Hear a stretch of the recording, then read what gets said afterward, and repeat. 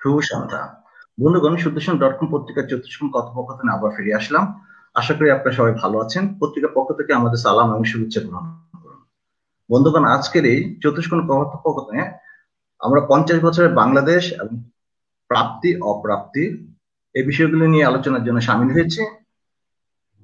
বন্ধুগণ, আসুন আমরা প্রথমে আমাদের আজকের অতিথির সাথে পরিচিত হই। আমাদের আজকের অতিথি বাংলাদেশের অত্যন্ত সুপরিচিত মুখ, গ্লোবাল ভয়েস খ্যাত লেখক, গবেষক, columnist, public speaker, international political science association member এবং leadership status foundation chairman, Dhaka বাংলাদেশের doctor Sinha M A Sayeed. Doctor Sinha M A Sayeed, আপনাকে আমাদের পত্রিকা থেকে স্বাগত জানাচ্ছি। পত্রিকার পক্ষ থেকে আমাদের সালাম এবং শুভেচ্ছা গ্রহণ করুন। আসসালামু আলাইকুম। ওয়ালাইকুম আসসালাম ওয়া রাহমাতুল্লাহি ওয়া বারাকাতুহু। আপনাদের অভিনন্দন জানাচ্ছি।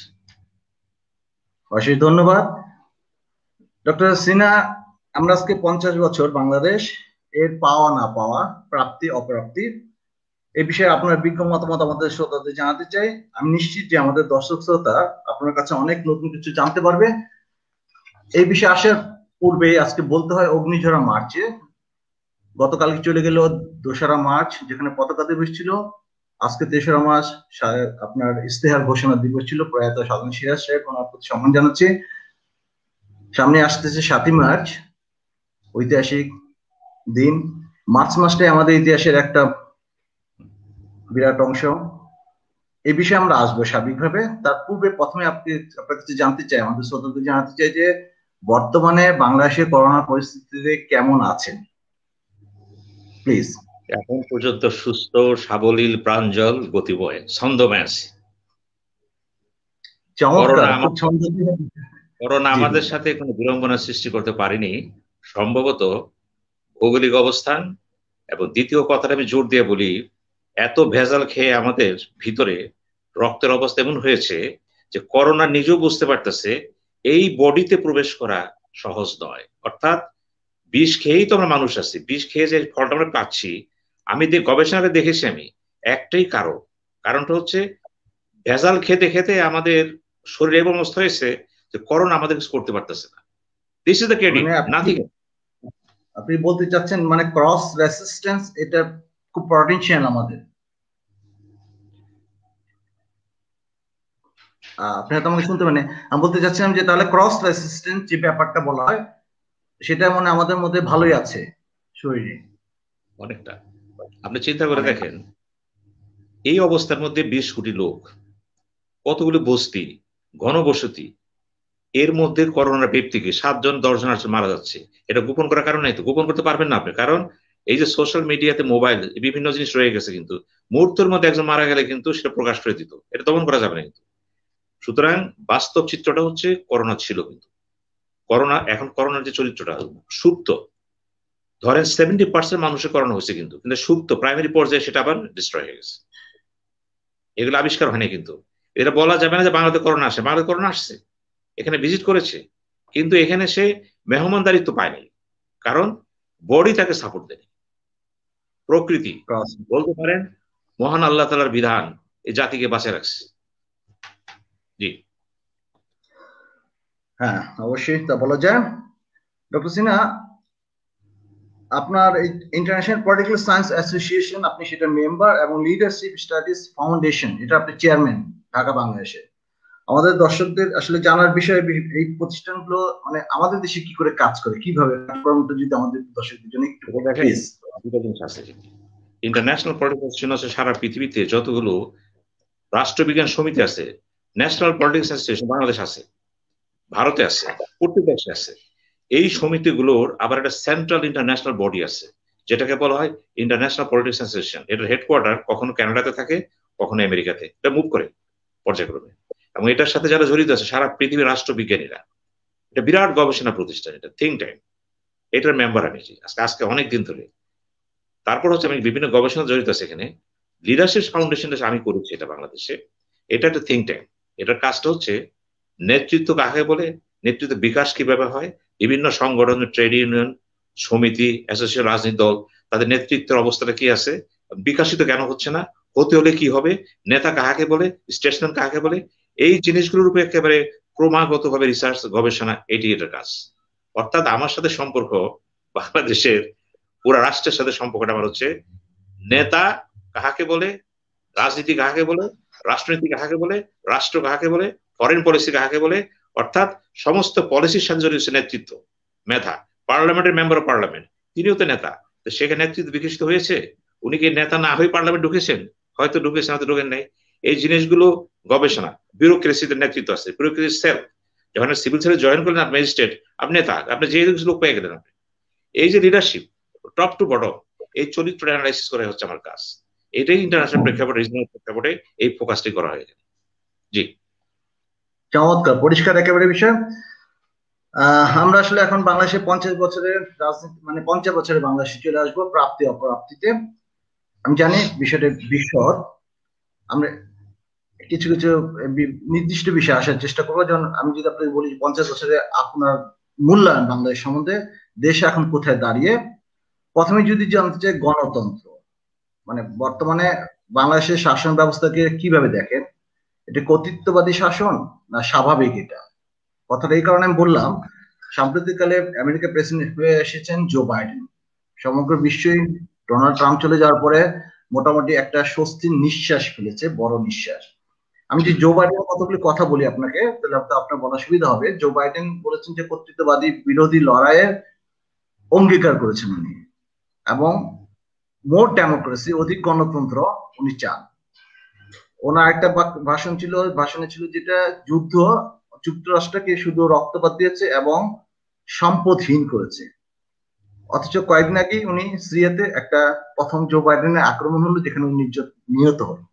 এই সার্বিক বিষয়গুলো নিয়ে বাংলাদেশের প্রেক্ষাপটে জো বাইডেন, মানে আমেরিকার প্রেসিডেন্ট, গণতন্ত্র বেশি চান, এবং বাংলাদেশ কোথায় দাঁড়িয়ে গণতন্ত্র, প্লিজ। আপনি আমেরিকার প্রশ্ন এসেছেন, আমি এই চ্যাপ্টার শেষ করি। জো বাইডেন ক্ষমতায় এসেছেন যুক্তরাষ্ট্রের প্রেসিডেন্ট, 46তম দায়িত্ব নিয়েছেন তিনি, এবং দায়িত্ব নেওয়ার আগে তিনি কতগুলো কর্মসূচি দিয়েছিলেন, কিছু কথা বলেছিলেন, এবং তিনি এদিন বিভিন্ন কর্মসূচি, বিশেষত আমেরিকা চ্যানেলে যে চ্যানেলগুলো আছে, আমি কিন্তু ম্যাক্সিমাম টকশোগুলো সেখানে করছিলাম তখন। এখনো কিন্তু একটা চ্যানেলে, আমি টাইম টিভি চ্যানেল, বড় চ্যানেল, সেখানে আমি সব মাসে 8 দিন প্রোগ্রাম করি, সংবাদ পর্যালোচনা করি সেখানে। আমার মূল কাজটাই কিন্তু আমেরিকাকে নিয়ে। সুতরাং এই বিষয়গুলো আমার সাথে এখন সামনে এসে গেছে, কিন্তু আজকে সকালে তো বললাম। প্রশ্ন হচ্ছে জো বাইডেন কে? উনি যুক্তরাষ্ট্রের প্রেসিডেন্ট হওয়ার আগে যে কথাগুলি বলেছিলেন, দক্ষতা যোগ্যতা ছিল। উনি 30 বছর সিনেটের চেয়ারম্যান ছিলেন, সিনেট ফরেন কমিটি। 47 বছর তিনি ওই কংগ্রেসের সাথে ছিলেন। দক্ষতা, অভিজ্ঞতা, যোগ্যতা, একটা বিকল্প নেই কিন্তু। এই যে একটা মহিরুর মতো একটা ব্যক্তিত্ব, অনেক কথা বললেন। ভাবটা এরকম হলো, ক্ষমতায় বসার পরেই বোধ চেয়ারটা ঘুরে যাবে। আমি সেদিন বলেছিলাম, আমরা এখনো বলছি, মূল কথা চলে আসেন, আমেরিকা চালায় কারা? এই যে আমেরিকার সোসাইটিটা, রাষ্ট্রটা, এটার মধ্যে কয়েকটা শক্তি আছে। একটা শক্তি হচ্ছে তার ইলেকট্রাল কলেজ, একটা কংগ্রেস, একটা পেন্টাগন, আরেকটা হচ্ছে কর্পোরেটক্রেসি, আরেকটা হচ্ছে ইহুদিদের একটা অংশ। এই শক্তিগুলো কিন্তু আমেরিকাকে সম্মিলিতভাবে কেউ কখনো বিভিন্ন পলিসিতে তার প্রভাবিত বিস্তার করে, কখনো করে না। কাজেই দেখার ব্যাপার হচ্ছে, জো বাইডেন যখন চেয়ারে বসে যাবেন, ওই চেয়ারে বসার সময় তিনি কাকে সাথে রাখবেন। এই যে 4000 লোকের যে পরিবর্তন হয় সেন্ট্রাল গভর্নমেন্টে, এই তার চয়েস আসে, কিন্তু দেখার ব্যাপার এই চয়েসের মধ্যে তিনি কি করেছেন। ওবামা ক্লিন্টনের সব লোকদের বেশি রেখেছেন, কিন্তু অর্থাৎ তার প্রশাসনে কিন্তু তিনি নিজের সাথে সাথে, সেও ওবামার সাথে ছিল 8 বছর ভাইস প্রেসিডেন্ট হিসাবে, রেখেছেন। কিন্তু কিন্তু আমরা দেখলাম উনি বসার পরে চায়নার সাথে কিন্তু ভালো সম্পর্কটা প্রথম বললেন, কিন্তু যখন তিনি চায়নার শি জিনপিং এর সাথে কথা বললেন, ওবার ফোনে কথা বললেন, সেই কথাতে কিন্তু আমরা যেটা পেলাম, উনি দাবি করলেন যে আপনার ওখানে গণতন্ত্রের ঘাটতি আছে, আপনার হংকং এর সমস্যা আছে, আপনার উইঘুরের সমস্যা আছে, এবং আপনার ম্যাকাওতে সমস্যা হচ্ছে। বিভিন্ন ফ্রন্টে আপনি যেগুলি করতেছেন এগুলি ঠিক না, এবং এগুলি থেকে আপনাকে বেরিয়ে আসতে হবে। দেখেন কি উত্তর দিল তাকে শি জিনপিং, আপনি আমার অভ্যন্তরীণ বিষয়ে হাত দিবেন না, এটা আমার অভ্যন্তরীণ ব্যাপার, আপনি আপনার কেনে চিন্তা করেন। এবং সেখানে কথা আসলো চায়নার সাথে সম্পর্কটা এরকম, তিনি বললেন আবার, যদি আমরা চায়নাকে যদি ফেস করতে না পারি, কারণ চায়না কিন্তু ব্যবসা, বাণিজ্য, বিজ্ঞানের, সায়েন্সে দ্রুত এগিয়ে যাচ্ছে, এবং জো বাইডেনের ভাষায় তারা কিন্তু 450 কিলোমিটার ট্রেন তারা আবিষ্কার করে ফেলেছে, আমরা পারিনি। তার ভাষায় বিলিয়ন ডলার প্রজেক্টে মেগা প্রজেক্টে গেছে চায়না বিভিন্ন দেশে, ইউরোপ, আমেরিকা, আফ্রিকাতে গেছে, আমরা পারিনি। কাজেই আমরা যদি পিছিয়ে যাই দেখা যাবে আমাদের লাঞ্চটা চায়না খেয়ে ফেলে। কে বলতেছে? আমেরিকার প্রেসিডেন্ট। অর্থাৎ ট্রাম্প কিন্তু বারবার বলে যাচ্ছে যে প্যাটেন্ট রাইট নিয়ে, বাণিজ্য নিয়ে বিভিন্ন সমস্যা ছিল চায়নার সাথে, উনি আলোচনা করতেছিল। কারণ আমেরিকার মার্কেট এখনো কিন্তু চায়নার অনেকগুলো জিনিস প্রচুর মাত্রায়, কারণ দাম কম তো। মানুষে দেখেন ভোগ, যিনি ভোক্তা, ভোক্তার সুবিধা হচ্ছে বড় কথা, রাষ্ট্রের চেয়ে বড় কথা। আমি কম জিনিস বেশি দাম যাবো কেন? যেখানে পৃথিবী সেখানে চায়না ডাউন, এবং চায়নারা খুব অল্প দামে জিনিস দিতে পারে। কেন, কি জন্য পারে? অন্য প্রেক্ষাপট। এবং এই যে আমেরিকা বিরাট মার্কেটটা, যেখানে ট্রাম্পের সাথে, ট্রাম্পও কি দাবি করেছিল শি জিনপিং এর কাছে, আপনি আমাকে সাহায্য করেন। কি ধরনের সাহায্য? আপনি বোল্টনের সে বইটা যদি পড়েন দেখবেন, বোল্টন একটা বই লিখেছিল যে ট্রাম্পকে চীন সাহায্য করবে। কি সাহায্য করবে? আপনি এগ্রিকালচার কিছু ব্যাপার স্যাপার আছে, ওই সময় কিন্তু দামটা কমাই দিবেন, আমি আপনাকে পোষাই দেবো। কিন্তু চীন রাজি হয়নি তো।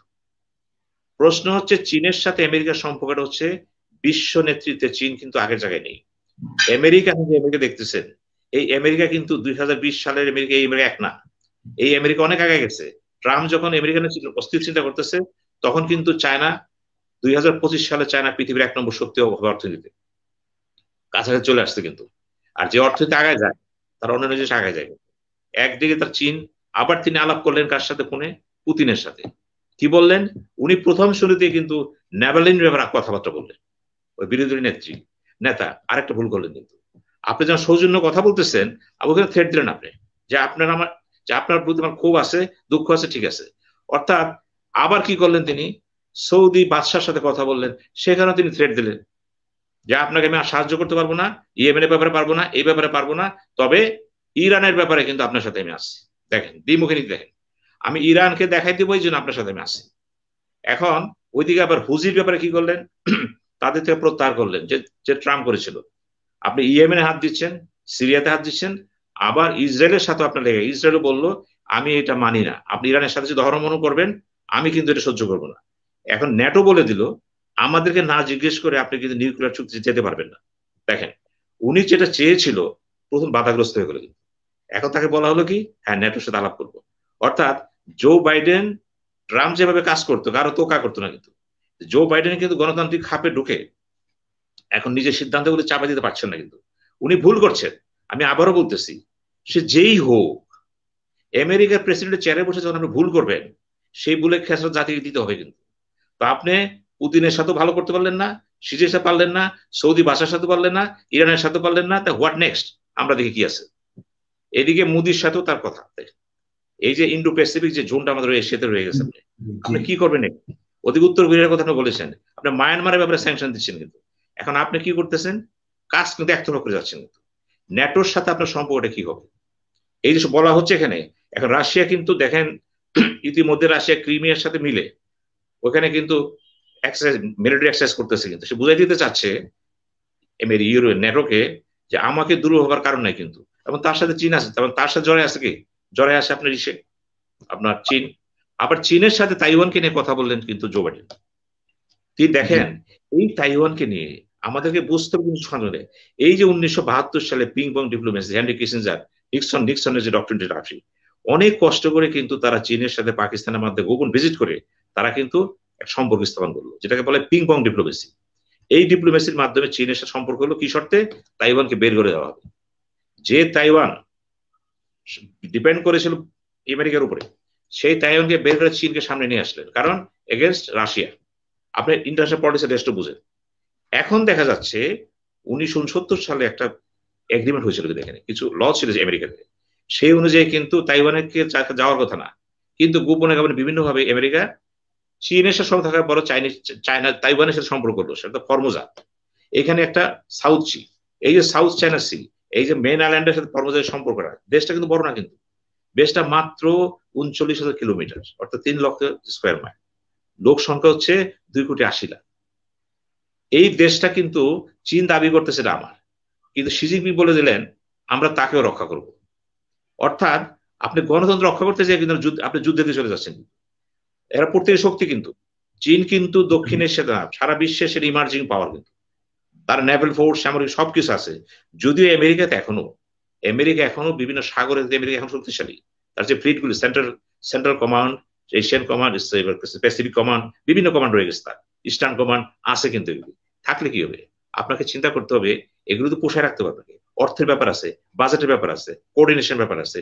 যে কথাটা ট্রাম্প বলেছিলেন, আমরা এখন বিনা কারণে কারো সাহায্য করবো না, you participate with us, participate with আস।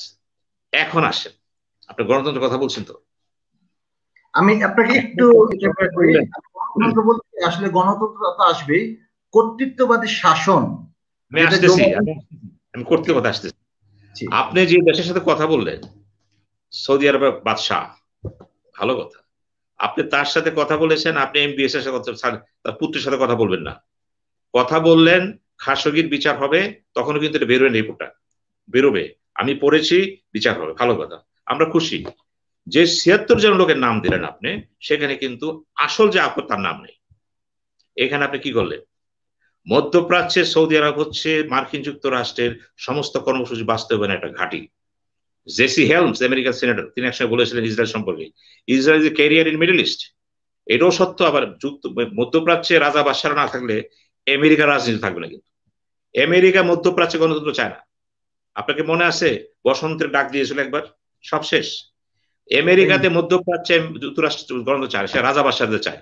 রাজা বাদশা থাকলে অস্ত্র বিক্রি হবে, সম্পদ বাড়বে, অনেক হিসাব। কিন্তু এখানে জাতীয় স্বার্থ ব্যাপার আছে, কিন্তু জাতীয় স্বার্থ ডেমোক্রেসি একেবারে চলে না। কিন্তু জো বাইডেন যে কথা বলতেছেন কর্তৃত্ববাদী শাসন, উনি কর্তৃত্ববাদী শাসনের পক্ষে আছেন।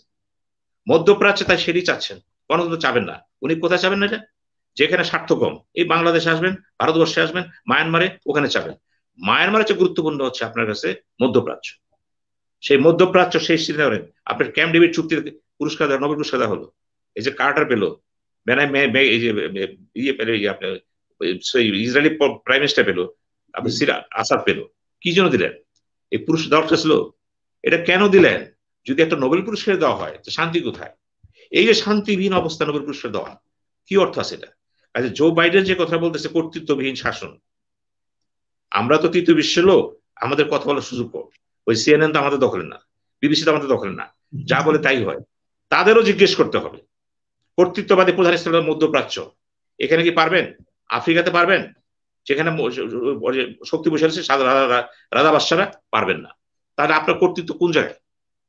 You must be equal to all the world. পৃথিবীতে যদি গণতন্ত্র ডাক দেন, সব জায়গায় এক হতে হবে, কিন্তু সেটা পারবেন না। আপনি কি বলতে চাচ্ছেন যে উনি যে অধিক গণতন্ত্র, মোর ডেমোক্রেসি শব্দটা বলছেন, সেটা নিয়ে আপনি?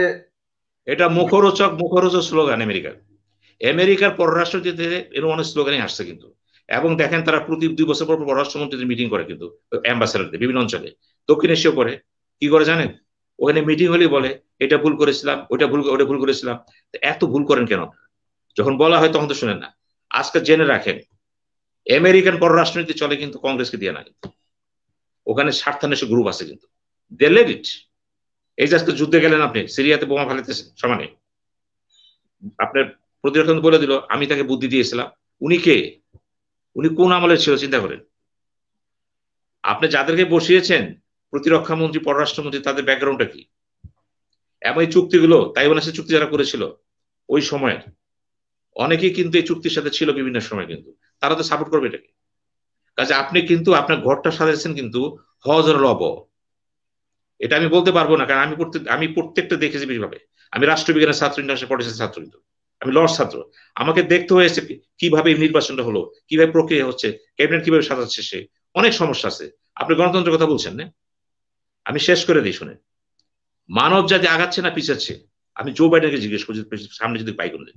কারণ আপনি লেসবিয়ানকে সমর্থন করেছেন, গে কে সমর্থন করেছেন, যে সম্পর্কে পবিত্র কোরআনে লূত আলাইহিস সালাম ঘটনা আছে। কিন্তু এখানে মানুষ প্রজন্ম সৃষ্টি করে, আদম আর হাওয়া ছিল। আজকে আপনি কি করতেছেন? ছেলে মেয়ের সাথে সম্পর্ক স্থাপন করছেন। শুধু তাই না, ডেমোক্রেটিক পার্টি পলিসি এটা, এবং এই পলিসি পদ্ধতিতে আপনি ক্যাবিনেটে এই প্রথম আমেরিকাতে একজন গে কে, লেসবিয়ানকে স্থান দেওয়া হয়েছে ক্যাবিনেটে। কি মেসেজ দিলেন মানুষ জাতির কাছে? কি শিক্ষা আপনার ছেলে আমার সে পাবে? কি শিক্ষা? মূল্যবোধ ধ্বংস হয়ে গেছে। কিন্তু ইমার্সন, পৃথিবীর আমেরিকার সবচেয়ে বড় পণ্ডিত ইমার্সন, মূল্যবোধের ইনভার্টেড টলারেন্সের কথা বলেছিলেন তিনি।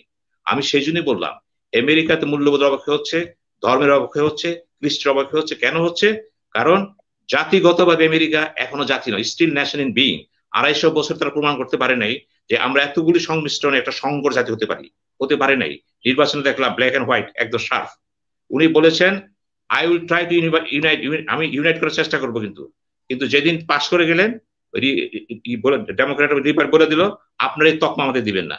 অর্থাৎ আমেরিকাতে ঐক্য ডাক দিয়েছিলেন, সেখানে তিনি ফেল করেছেন। তা আপনার ডাকে আমি শুনবো না? আপনার ঘর তো ঠিক না, এখন আপনার ঘরের মূল্যবোধ শোষণের সংকট, এই সংকট সেই সংকট।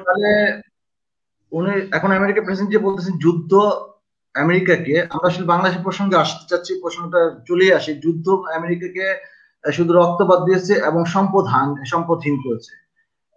বিষয়টা কেমন দাঁড়ালো? একটা কন্ট্রাডিকশন হয়ে গেল না? এখন তো সিরিয়াতে যুদ্ধ চুপ করতেছে। তো আপনাকে একবারই বললাম, ওই যে মধ্যপ্রাচ্যে যে সালমান সৌদি বাদশা যুবরাজ, আপনি তাকে ট্রাম্প কার্ড করতেছেন। আপনি, উনি তো নেক্সট রাজা বা বাদশাহ, কালকে কিছু হয়ে যায় বা সৌদির বাদশাহ হয়ে যায়, আপনি কি করবেন? আপনি এম্বার্গো দিবেন তাকে? এটা আপনার জাতীয় স্বার্থ, তো এটা আপনার জাতীয় স্বার্থ, আপনার পেন্টাগনের স্বার্থ, বিজনেসম্যানের স্বার্থ। কাজে এখানে পারবেন না, সবকিছু সব জায়গায় পারা যায় না। বাস্তবতা, জাতীয় স্বার্থ এমন একটা জিনিস মাথায় চিন্তা থাকতে পারে। দেখেন, ওই যে বলে না, freedom of speech and freedom of expression. দেখেন, আমি আজ পর্যন্ত অর্থই বুঝলাম না। আমি যখন লর্ড ছাত্র ছিলাম জিজ্ঞেস করছি পণ্ডিত বক্তব্যে অর্থ কি, কারণ freedom of speech, freedom of thought. আচ্ছা, আমি থট করতেছি, এটা এখানে কি রাষ্ট্র ঢুকতে পারবে? এটা কেন লাগবে আমাকে? আনটিল আনলেস ইজ এক্সপ্রেসড, আমি তো অবরত হবে না। আপনি থটের কথা বলতেছেন, এক্সপ্রেশনের কথা বলতেছেন, মানে যখন লেখা শুরু হয় না, গদ লেখা, চিন্তা করে না কোন শব্দটা কখন আসবে। আমি সেই জন্যই বললাম, পৃথিবীর বড় সংকট আমেরিকার হচ্ছে কি, আমেরিকা জো বাইডেনের বড় সংকট হবে। আপনার উচিত হবে বিভক্ত আমেরিকাকে এক করার জন্য যা করা সেটা আগে করেন। আপনি ইতিমধ্যে সিরিয়াতে যে বোমাগুলি পালাইছেন এবং টার্গেট কিন্তু ফেল করছেন আপনি। ইরানের সাথে আপনার সম্পর্ক কথা ছিল, আপনি পারবেন না সেটা করতে।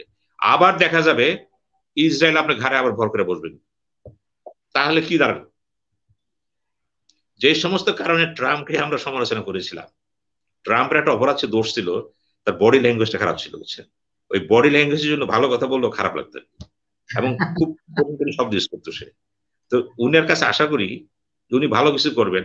আমি কিন্তু তার গতিবিধি লক্ষ্য করতেছি, বুঝছেন?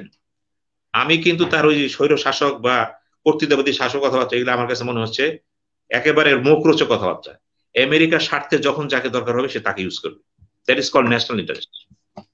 জি, তাহলে যে জো বাইডেন যে অধিক গণতন্ত্র, যেটা নিয়ে বাংলাদেশের, যদি আমি এইভাবে বলি, ইনভাইটেশন কমার মাঝে বিরোধী দলরা একটু আশ্বস্ত হয়েছিলেন। তাহলে বাংলাদেশের গণতন্ত্র এখন কোথায় দাঁড়িয়ে, সেটা প্রশ্নতে জো বাইডেনকে আমরা পাশে রাখতে পারি, তার কোনো এখানে কার্যকারিতা হবে কি? বাংলাদেশ শুনেন, এই বাংলাদেশ সেই বাংলাদেশ না। আবারও বলতেছেন, এখন শিশু কিন্তু বড় হয়ে গেছে, এই শিশু কিন্তু যুবক হয়ে গেছে। পৃথিবীতে মানুষ দাঁড়ায় গেছে, শিক্ষা থেকে এসে গেছে, বিভিন্ন রাষ্ট্র তার একটা পরিধি ব্যক্ত করেছে। এখন আমেরিকা যা বলবে, একসময় কিন্তু ইউনিপোলার ওয়ার্ল্ড ছিল, কিন্তু এখন কিন্তু multipolar world, multipolar economy, multipolar technology, multipolar arms. এখানে কিন্তু আপনি ইচ্ছে করলে পারবেন। এখন যেখানে আপনি যাবেন, আমেরিকা দক্ষিণ পূর্বে এসে আসতে থাকে লাগে, তাকে ভারতকে লাগবে, কিন্তু সে খুব চালাক। কিন্তু এখানে কি করবে, সে ভারতকে নিয়ে এসে কেন, যাতে চীনের সাথে তার দ্বন্দ্ব আছে তার। এখন ভারতকে যে আপনি নিলেন সাথে করে আপনার ফরেন পলিসিতে, কোনো অসুবিধা না, নিতে পারেন আপনি। এটা ট্রাম্প সেটি চুক্তি করেন আপনি, ভারত, ইসরায়েল আর আমেরিকা। চুক্তিটা কি হলো? ত্রিপক্ষীয় চুক্তিতে যে প্রয়োজনে ভারতের ভূমি আমেরিকা ব্যবহার করতে পারবে, ইসরায়েলও পারবে। চুক্তি করছেন কিন্তু আপনি। আসলে তো ভূমি না, যেটা ব্যবহার হবে সেটা হবে চায়নার বিরুদ্ধে। কিন্তু আমাদের বিপদটা কি, আপনি যখন জেনে শুনে এই অঞ্চলের বিরোধ দেশকে বন্ধু ভাবতেছেন, একক শক্তি আপনার, তাহলে ছোট দেশগুলো কি করবে? তারা অনিশ্চিত ভুগবে। এবং ওই ছোট দেশগুলোকে যারা, ভারত কি করবে? ভারত আবার চিন্তা করবে আমেরিকা ইসরায়েল আমার সাথে আছে, আপনি ডিস্টার্ব করেন, এগুলোকে আমি দেখবো। তার মানে কি, আপনি কিন্তু গণতন্ত্রের নামে কিন্তু দক্ষিণ এশিয়ার আরো যে দেশগুলো আছে, সাতটা দেশ, তাকে বিধ্বস্ত করলেন। আমার কথা শুনবেন না, আপনি ভারতের কথা শুনবেন, তো আপনি মালদ্বীপের কথা শুনবেন না, আপনি শ্রীলঙ্কার কথা শুনবেন না, নেপালের কথা শুনবেন না, কারণ আপনার স্বার্থ ভারতের সাথে, বৃহত্তর স্বার্থ।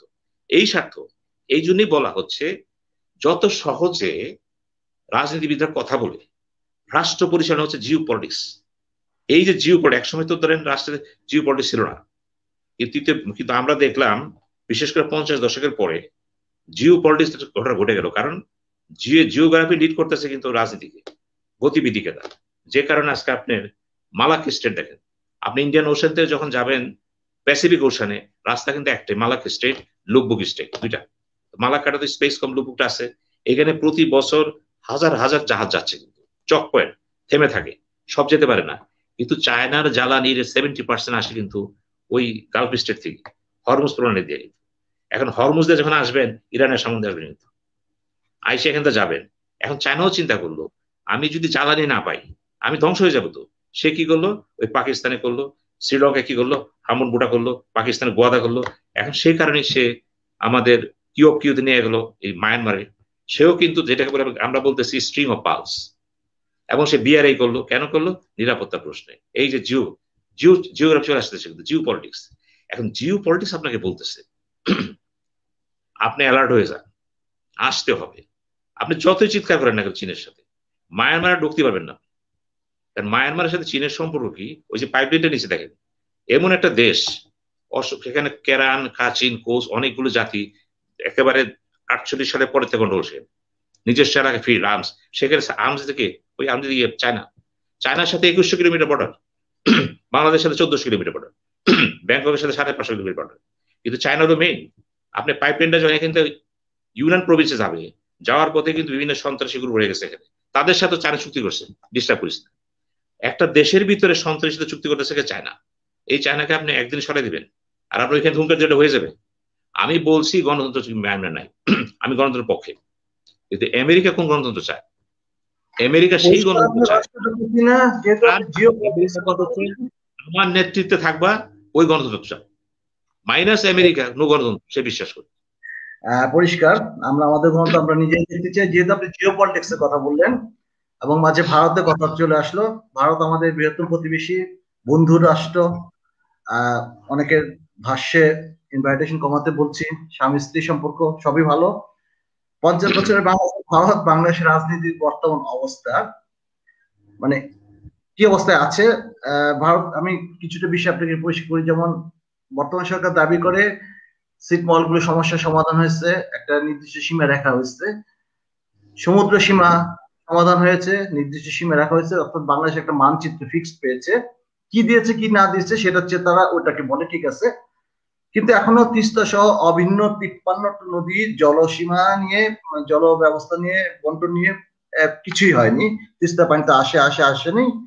আজকের পত্রিকা দেখলাম আগামীকালকে ভারতের পররাষ্ট্রমন্ত্রী জয়শঙ্কর সাহেব আসতেছেন, এবং 26 তারিখে আমাদের স্বাধীনতা দিবসে মোদী সাহেব অতিথি আসতেছেন। এই সার্বিক বিষয়গুলো নিয়ে ভারত বাংলাদেশের রাজনীতি 50 বছরে, প্লিজ। 50 বছরের কথা বলতে গেলে অনেক কথা চলে আসবে, কিন্তু প্লিজ এই যে দেশটা একদম শুরু করেন 1970 নির্বাচন, majority party east Pakistan, Awami লীগের নেতা বঙ্গবন্ধু শেখ মুজিবুর রহমান। যে কোনো কারণেই ক্ষমতা হলো না, সংসদ বসলো না, ভুট্টোর সাথে মিটিং হলো, একটা সময় ডিবাকল হয়ে গেল। এর মধ্যে ভাষণটা দিলেন তিনি, 7ই মার্চে ভাষণ দিলেন, এবং সেই ভাষণ তিনি বলেই দিলেন এবারে সংগ্রাম, মুক্তি সংগ্রাম, স্বাধীনতা সংগ্রাম, তোমাদের যার যা কিছু আছে তা নিয়ে বেরিয়ে পড়ো, শত্রুর মোকাবেলা করতে হবে। এটাকে সামনে রাখেন। 26শে মার্চে যে ঘটনাটা ঘটলো, তারা রাজারবাগ পুলিশ ঢাকা ইউনিভার্সিটি তারা অ্যাটাক করলো। অ্যাটাক করার পরে কি হলো, আমরা পরবর্তীতে 26 বা 27 তারিখে, আমি 27কে বেস করতেছি, একজন সামরিক মেজর তিনি বললেন, on behalf of Bangabandhu do declare independence of Bangladesh, it is a part of the history. আসেন, ধারাবাহিকতা আসেন। দেশ স্বাধীন হলো, বঙ্গবন্ধু দেশে আসলেন, দেশে আসেনি 10ই জানুয়ারি ভাষণে দিয়ে খেয়াল করে, ওই যে 72 সালে ভাষণটা তিনি দিলেন, সেখানে তিনি বাংলা রূপরেখা দিয়ে দিলেন। বললেন যে ভুট্টো সাহেব, আপনি বলেছিলেন কোন ক্রমে দেখেন একটু যোগাযোগ রাখা যায় কিনা, কনফেডারেশন করা যায় কিনা, সম্ভব নয়, আমার বাঙালি যেতেছি। শুধু তাই বললেন না, তিনি কবিগুরুকে বলেছিলেন তুমি 7 কোটি বাঙালিকে করেছে মুগ্ধে বঙ্গজননী, মানুষ তাদের করণী। কবিগুরু তুমি দেখো বাঙালি মানুষ হয়েছে। অর্থাৎ বঙ্গবন্ধুতে তিনি হয়ে গেলেন জাতির পিতা। এই যে একটা ব্যক্তি, রাজনীতিবিদ, বঙ্গবন্ধু, জাতির পিতা এন্ড বাংলাদেশ, যাত্রা শুরু হলো। এই যাত্রাতে কি হলো, 73 নির্বাচন হলো, আমরা সেই নির্বাচনে দেখলাম। কিন্তু তখন তিনি বললেন 3 বছর আমি কিছু দিতে পারবো না, জাতি মেনে নিল। কিন্তু 3 বছর না, 74-এ যে একটা বিপর্যয় হলো, এরপর তিনি জাতির পিতাই বললেন যে পৃথিবীতে মানুষ দেশ স্বাধীন করে পায় সোনার খনি, আমি পাইছি চোরের খনি।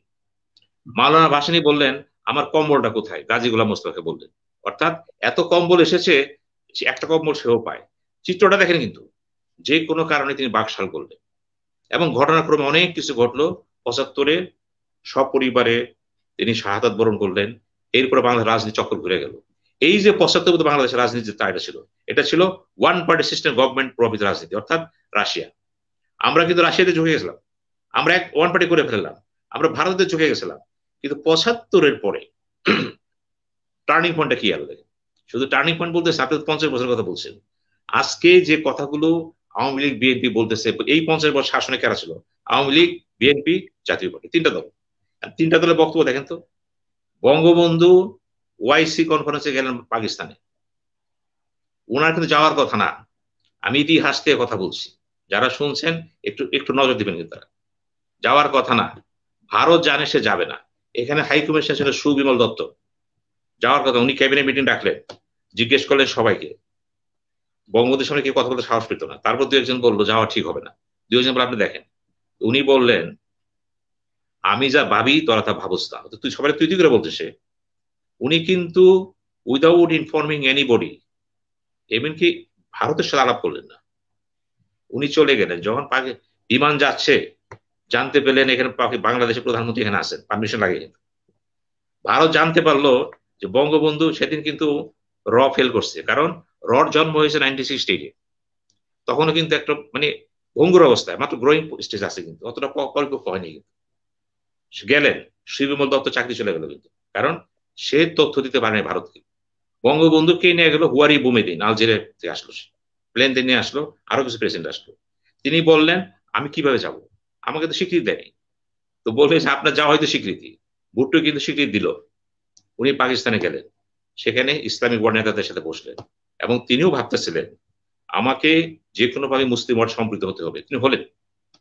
আজকে যারা কথা বলতেছেন দেখেন, এই সূচনা কিন্তু বঙ্গবন্ধু করেছিলেন। তার সাথে চীনের সম্পর্ক ছিল, অন্য ব্যাপার ছিল, কিন্তু মুসলিম ওয়ার্ল্ডে কিন্তু তিনি গ্রহণযোগ্যতা পেয়ে যাচ্ছিলেন। ওই পরপরই তিনি জাতিসংঘে গেলেন, পাকি স্বীকৃতি পরে। সেদিন চায়না বাধা দেন, এর আগে বাধা দিয়েছিল, উনি বক্তৃতা দিলেন, বাংলায় বক্তৃতা দিলেন। এগুলো কিন্তু ঘটে গেল তার সময় কিন্তু। অর্থাৎ ওই সময়ের মধ্যে দেখলাম একদলীয় শাসনের সাথে সম্পর্ক থাকলেও বা ওদিকে যাওয়ার চেষ্টা করলেও বঙ্গবন্ধু চেষ্টা করতেছিলেন যে পৃথিবীতে যাতে আমরা মুসলিম ওয়ার্ল্ডে সরে না যাই। কারণ এই দেশে ম্যাক্সিমাম মুসলমান। আমরা কি বললাম, আমরা পাসপোর্টে কি লিখলাম? পাসপোর্টে লিখলাম বাংলাদেশি, আমরা বাঙালি লেখেনি। মিনিংফুল কিন্তু। আর ওই বাংলাদেশিটাকে এসে জিয়াউর রহমান কি করলো, জাতীয়তাবাদ করে দিয়েছে। যে উনি করলেন বাংলার জাতীয়তাবাদ। কোথা থেকে পাসপোর্ট লেখা আছে বাংলাদেশি? তো বাংলাদেশি অর্থ কি? বাংলাদেশি মানেই তো বাঙালিদের মধ্যে আরেকটা জনগোষ্ঠী, চিন্তার সাথে যারা একটা পার্থক্য আছে। ইংরেজ জাতি, ইংল্যান্ডের পার্থক্য আছে না, ইংরেজ সবাই ইংরেজ এক নাকি? আমরা বাঙালিদের মধ্যে কিন্তু আমরা কিন্তু পশ্চিমবঙ্গের না, আমরা আসামের না। এই যে বাঙালি বাংলাদেশি, যেটা সুযোগ করে দিয়েছেন বঙ্গবন্ধু নিজেই, পাসপোর্টে বাংলাদেশি, জিয়াউর রহমান বলেন এইটাই বাঙালি জাতীয়তাবাদ। তাহলে আমরা ওই পর্যন্ত ছিলাম কোথায়? আমরা কিন্তু মতাদর্শে পড়ে গেলাম 75-এর পর পরিবর্তন করে, যখন চূড়ান্ত পরে জিয়াউর রহমান ক্ষমতা নিয়ে নিলেন, মতবাদ চেঞ্জ হয়ে গেল, সমাজতন্ত্র বাদ গেল, সামাজিক ন্যায় বিচার, ন্যায় শাসন, ধর্ম চলে আসলো। জাতীয়তাবাদের যে সংজ্ঞাটা ছিল সেটা দুর্বল হয়ে গেল। কিন্তু টার্নিং পয়েন্ট, মুসলিম ওয়ার্ল্ডের সম্পর্ক হলো, ভারতের সাথে সম্পর্ক ভাটা পড়লো। এই যে পররাষ্ট্রনীতিতে কি হচ্ছে, যখন অনেকে বলে পররাষ্ট্রনীতি চেঞ্জ হয় না, এটা কে বলছে চেঞ্জ হয় না? ক্ষমতা থাকা যারা ছিল, গভর্নমেন্ট চেঞ্জের সাথে সাথে যদি সেই পন্থী লোক না আসে, চেঞ্জ হয়। যেটা হলো 75-এর পরে 25 বছর চুক্তি ছিল, কিন্তু এটা তো বাংলাদেশ বাতিল করতে পারবে না। এটা অসুবিধা ছিল তো। এটা প্যাক্টাস এন্ড সার্ভেন্ট বলে ইংরেজিতে, ইন্টারন্যাশনাল, অর্থাৎ বাইন্ডিং বাইন্ড থাকে, হলো না।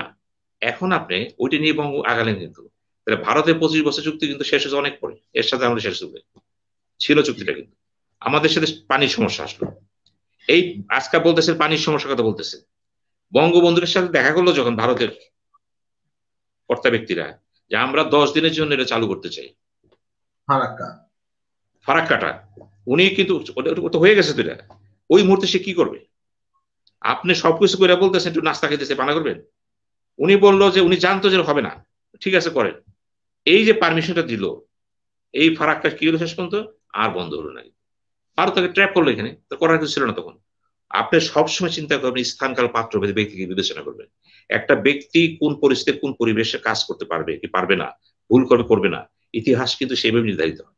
ইতিহাস কিন্তু এখন বসে বসে বললে হবে না, কিন্তু ওইটা করতে পারতেন, এটা করতে পারতেন, এই সমস্ত কথাবার্তা হচ্ছে মুখরোচক কথাবার্তা, নিন্দার কথাবার্তা। কিন্তু ব্যক্তি যখন সিদ্ধান্ত নেয় সেই সময়টা very important. Time, space and dimension, আমার কলাম, আমি যে কলাম লেখি না, এটার দেখি এটা খুব গুরুত্বপূর্ণ। এর জিয়াউর রহমান আসলেন, ফারাক্কার সমস্যা আসলো, মাওলানা ভাসানী মিছিল করলো, এই যে ভারতের সাথে আমাদের টানাপোড়া শুরু হয়ে গেল। ফরেন পলিসি ডাইমেনশন কি হলো? আমরা ফরেন পলিসি আর্টিকেল 45 এর সাথে এ যোগ করলাম একটা, কিন্তু অর্থাৎ মুসলিম বিশ্বের সাথে আমাদের সংযোগ করলাম।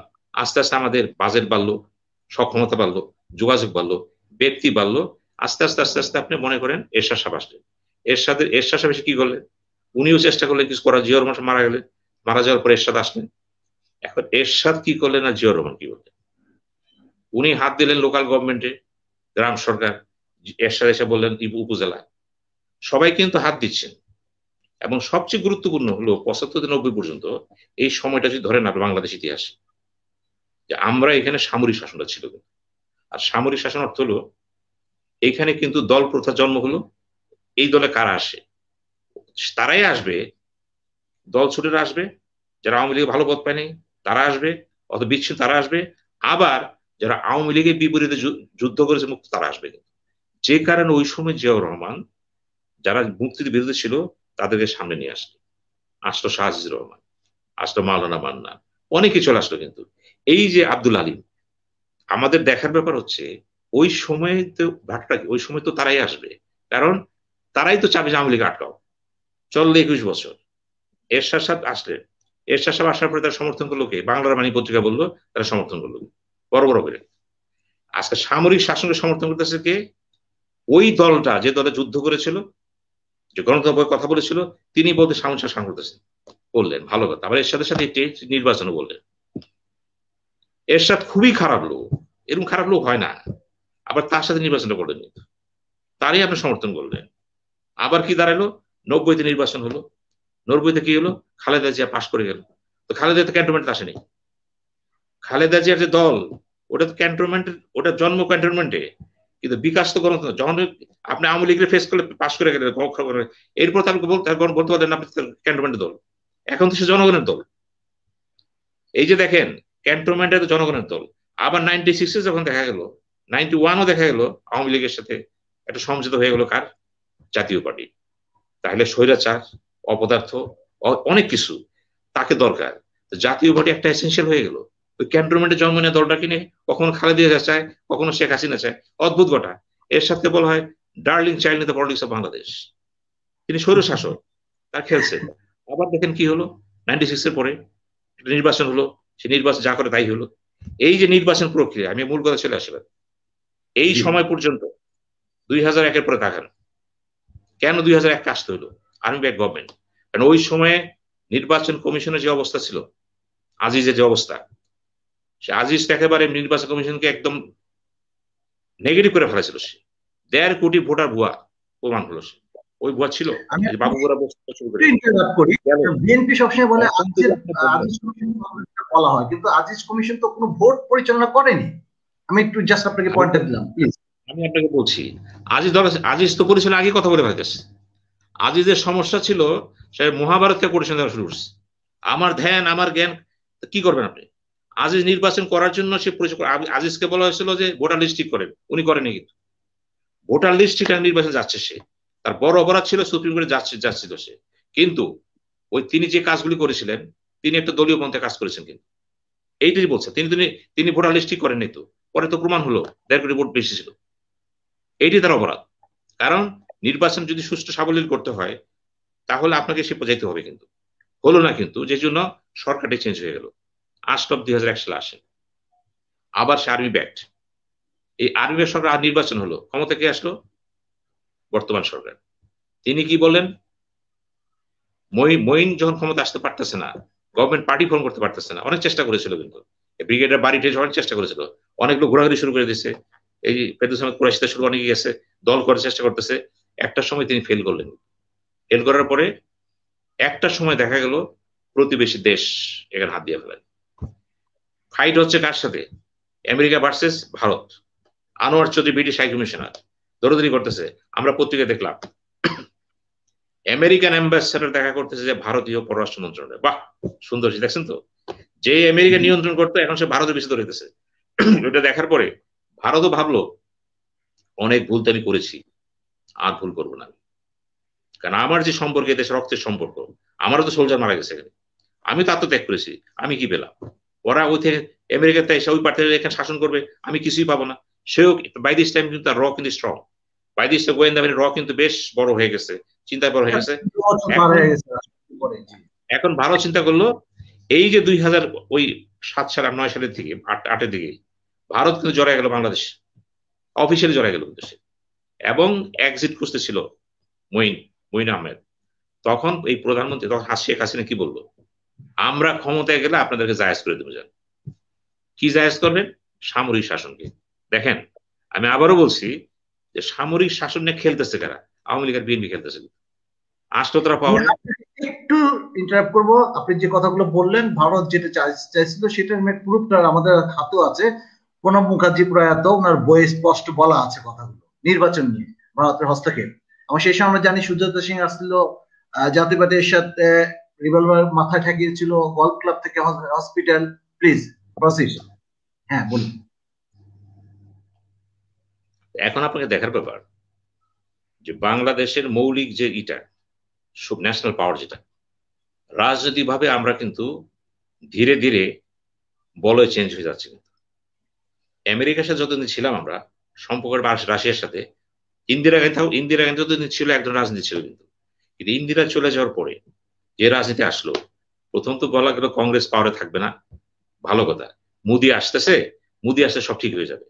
কিন্তু এই নেতারা, বাংলাদেশের নেতারা চিন্তা করতে পারে নাই যে ভারত চালাচ্ছে এখন মূলত কিন্তু থিঙ্ক ট্যাঙ্ক ভারত চালা রাষ্ট্র, ভারতীয় রাষ্ট্র, এটা কিন্তু দল বড় না। দল আসবে, বাংলাদেশের পলিসি কিন্তু এক। ওই প্রণব মুখার্জি তার দায়িত্ব করেছিল, যাকে বাংলাদেশ টেক কেয়ার করতো, সে শুরুতে কিন্তু বঙ্গবন্ধু শেখ হাসিনাকে সেই ইন্দিরা গান্ধী তাকে দায়িত্ব দিয়েছিল দেখার জন্য। ভালো সম্পর্ক ছিল কিন্তু তার সাথে। এই যে ব্যাপারগুলো দেখেন, এখন আমাদের সাথে ভারতের সম্পর্ক কি, আস্তে আস্তে কিন্তু আমরা ঝুঁকে পড়লাম সেদিকে। ঝুঁকে পড়লাম কেন? এখানে ছিল দুটা জিনিস, regime security, state security, very very important concept. অর্থাৎ আপনি যদি আপনার ক্ষমতার বলকে পোক্ত করতে চান, এটা এক জিনিস, আর রাষ্ট্রের ক্ষমতা দুটো ভিন্ন জিনিস। কিন্তু আমাদের এখানে সাধারণত তৃতীয় বেশি কি হয়, প্রথমে নজর দেওয়া হয় আমি আসি, সব আছে, আমি নাই, কিছু নাই। আমি আসি বলে সার্বভৌমত্ব আছে, রাষ্ট্র আছে, আমি না কি আছে। এই চিন্তাগুলো কিন্তু আমাদের নেতাদের, আওয়ামী লীগ, বিএনপি, সবাই জাতীয় পার্টি, তারা একই চিন্তা করতো। প্রত্যেক দলের ভিতরে চিন্তা করে হলো। আস্তে আস্তে আমরা কি হলো, ভারতমুখী হয়ে গেল। এবং এই প্রতিযোগিতা দেখেন কি হলো 2014 সালে, যখন leader of the opposition Khaleda Zia, তিনি ভারত সফর করলেন, তাকে রেড কার্পেট সম্বোধনা দেওয়া হলো। তিনি এসে ভারত বিরোধী বক্তব্য মুখে একদম তুলে দেওয়া, আর কথা বলবো না।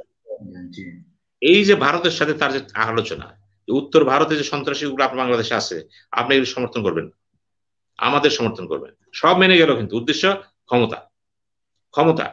এখন বর্তমান সরকার কি করলো, 14 সালে যখন মোদি আসলো, অনেকে চিন্তা করছিল যে মোদি হয়তো আওয়ামী লীগের সাথে সম্পর্ক হবে না, কারণ আওয়ামী লীগ কংগ্রেসের সম্পর্ক। কিন্তু ভারতীয় ম্যাথামেটিক্স বলে, প্রণব মুখার্জির আসলে, যে তোমার কাছে গুরুত্বপূর্ণ ভারত না, বাংলাদেশ, দল না। ইউ সেভ শেখ হাসিনাও, এখন তোমার তাকে দরকার। কারণ বিপরীত শক্তিটা হচ্ছে পাকিস্তানের সাথে সম্পর্ক ভালো, এখানে আবার উল্টাপাল্টা হবে। তাই হলো, নির্বাচন হলো। এই 14 সাল গেল, 14 থেকে আসেন 18 সাল, এই যে নির্বাচন, আরো ভারত কাছে আসলো, এর ভিতর দিয়ে চলে আসলো মঞ্চে কেটায় চায়না ঢুকে গেল বাংলাদেশ। এই যে মেগা প্রজেক্ট, আসবো। আমি একটু জানতে চাচ্ছি, আপনি যে প্রসেসটা বললেন 14 থেকে 19 নির্বাচন, আপনি কি তাহলে আগামী নির্বাচন 2023 সেখানে ভারতের হস্তক্ষেপ দেখতে পান? আমি সেই কথা আসতেছি, আপনাকে অবস্থা দেখার ব্যাপার না। আপনি একটু আগে বলছেন স্বামী স্ত্রীর কথা, আপনি বললেন, আমি সেদিকে যাচ্ছি না। আমার ভাষ্য না, আমাদের পররাষ্ট্রমন্ত্রীর ভাষ্য। আপনি যখন একজনের সাথে বলা হচ্ছে ভারত বাংলাদেশ সম্পর্কে রোল মডেল, অর্থ কি? সর্বকালের সর্বশ্রেষ্ঠ সম্পর্ক রোল মডেল। আমাকে দেখে অন্য দেশগুলো চিন্তা করবে দ্বিপাক্ষিক সম্পর্কটা কি হয়, এই মডেল। প্রধানমন্ত্রী শেখ হাসিনা কি বললেন, অনেক দিয়েছি, কি পেলাম? আপনার কথা বাদ দেন, আমার কথা, প্রধানমন্ত্রী বলতেছে অনেক দিয়েছি কি পেলাম, আমাকে ভারত অনেক ডিপ্লোমেট বলেছে দাদা আপনাদের সাথে কথা বলতে লজ্জা লাগে, কারণ আপনারা কিছু পাননি তো।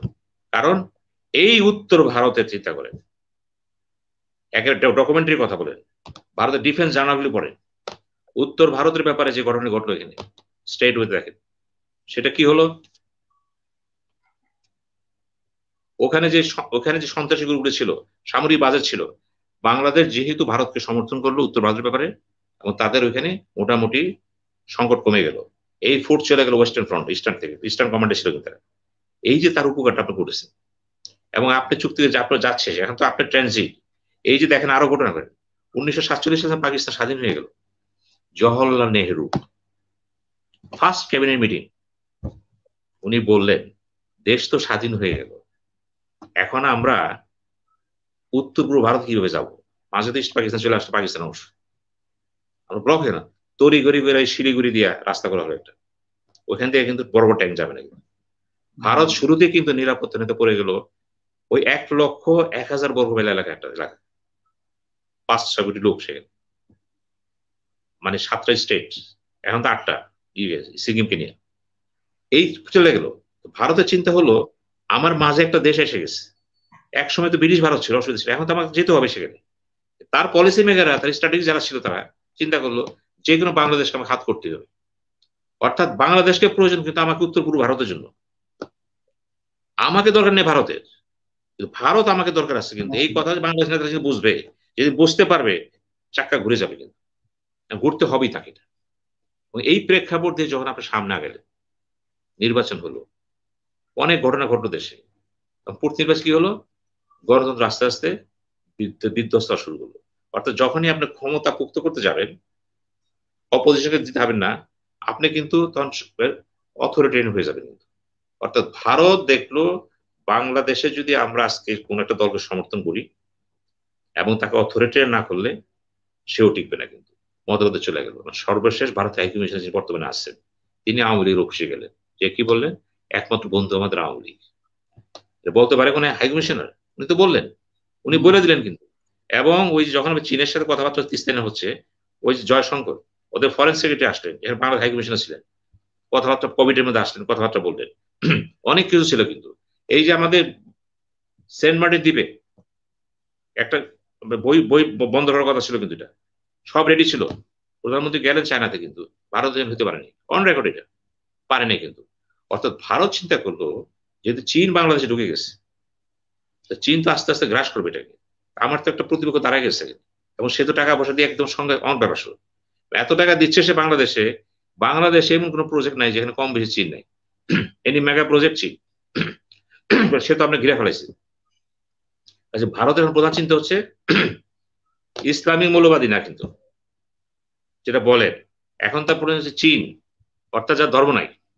আপনার তো ওরা ধর্ম ছিল, তো এটা তো ধর্মই নেই, যার ধর্ম নাই তো অন্য জিনিস। তো কমিউনিস্ট পার্টির প্রধান কথা কি জানেন, প্রথম বক্তব্য হলো যখন কমিউনিস্ট মেম্বার হবেন আপনাকে বিশ্বাস করতে হবে I don't believe in religion, officially. কিন্তু এখন এই সম্পর্কে আপনি কেউ দেখাবেন, 2018 নির্বাচন থেকে তাকান, 19-এ এটা কি নির্বাচন হলো, এই নির্বাচন কি হলো দেখেন। নির্বাচন যেদিন শেষ হলো পরদিন চীনের হাই অ্যাম্বাসেডার সোনার নৌকা নিয়ে গেছে প্রধান দেখা করতে প্রধানমন্ত্রীর সাথে, ভারতও গেছে। এখন প্রশ্ন করেন আপনাকে যে নৌকাটা বানালেন কখন আপনি সোনা দিয়ে, আপনার নৌকা সময় লাগে তো, সোনার নৌকা কেন বানিয়েছেন আপনি?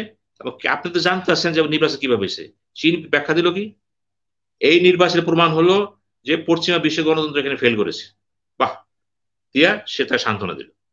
চীনও সমর্থন করতেছে সরকারকে, ভারতও করতেছে, আর ইউরোপের কথা বলবেন, ইউরোপ তো ধরেন এখন সে পর্যায়ে নাই তো। আর আমেরিকা যেহেতু বিভিন্ন কারণে এদিকে আসতে পারতেছে না, বা যেটুকু আসতেছে ভারতের মাধ্যমে আসতেছে, এবং ট্রাম্প তো বলেই দিলেন যে ভারত কেন্দ্র করে তারা আগাবেন এখানে, সেই ক্ষেত্রে তাহলে যাবো কোথায় আমরা? এই যে নির্বাচনের কথা বলতেছে, এখন যে নির্বাচন হচ্ছে বাংলাদেশ, এই যে 50 বছর, জি 50 বছর ইতিহাসটা কি, কিছু সার্থকতা, কিছু ব্যর্থতা। সার্থকতা কোথায় হয়েছে, এই 50 বছর আমরা দেখলাম আমরা একটা দেশ মধ্যমায়িত পূর্বাতে হয়েছি, যে কোনো ভাবেও জাতিসংঘের কাঠামোতে আমরা 1026টার উপরে গেলে আমরা হয়ে যাই। এখন তো আমরা জাতিসংঘের সোশ্যাল ইকোনমিক কাউন্সিল তো প্রমাণ হয়ে গেল, আমরা গেলাম, আমরা সময় নিয়েছি 24 থেকে 26, 26-এ পরে আমরা হয়ে যাব। যে কোনো ভাবে হোক আপনাকে তো এই পর্যায়ে পৌঁছতে হয়েছে। আপনি গণতান্ত্রিক পর্যায়ে যান বা স্বৈরাচারী পর্যায়ে যে পদ্ধতিতে যান, উন্নয়নী কাঠামো দর্শক করতে পারবেন না তো।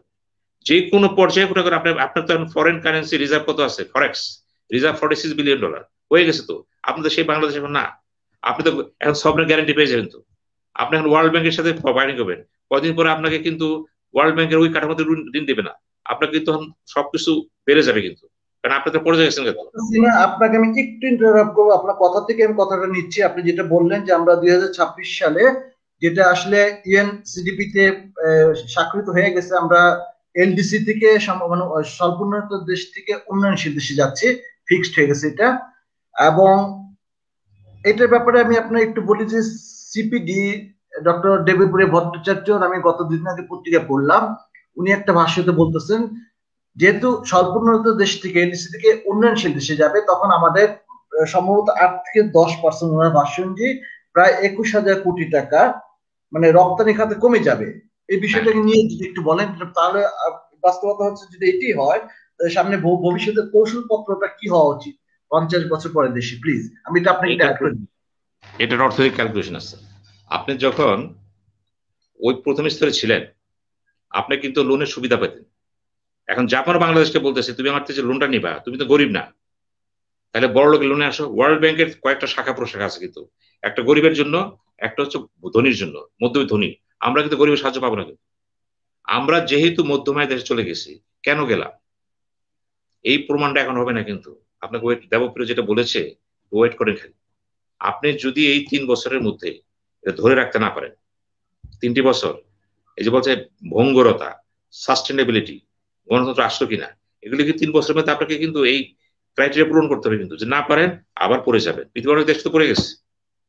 ধরেন আছে শেখ হাসিনা পাওয়ার আছে প্রধানমন্ত্রী, উনি কালকে নাই, স্বাভাবিক নিয়মে নির্বাচন হয়ে গেল নাই, তখন কি অবস্থা হবে?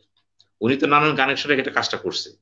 যদি পরবর্তী সরকারি ধারা রক্ষা করতে না পারে, বা এখন যে লোনগুলো আনতেছেন সেগুলো পরিশোধ করতে না পারে, তখন কি দাঁড়াবে? তখন তো চায়না লোন সামনে দাঁড়াবে এসে। আপনার কিছু কিছু দেশ আছে পৃথিবীতে ঋণগ্রস্ত দেশ আছে, শ্রীলঙ্কা বিপদে পড়ছিল কিন্তু। এই 3 বছর হলো আপনাকে, এটা হলো আপনাকে, আপনি বলেন যে বলেন গ্যাস স্টেশন পিরিয়ডের এই সময়টা আপনাকে দেওয়া হয়েছে ট্রায়াল পিরিয়ডে, দেখি থাকতে পারেন কিনা। আপনার জিডিপি যে পর্যায়ে আছে 7, 8, 9, 10, আপনাকে 10 ক্রস করতে হবে তো। জিডিপি 10 ক্রস করতে হবে কিন্তু, পার ক্যাপিটা আরো ইনকাম করতে হবে। অর্থাৎ আপনার কত আছে এখন? $2,000। এই 2,000 থেকে কিন্তু 400 মানে $4,045, এটা হচ্ছে মিডল ইনকাম। এটা হচ্ছে লোয়ার মিডল ইনকাম।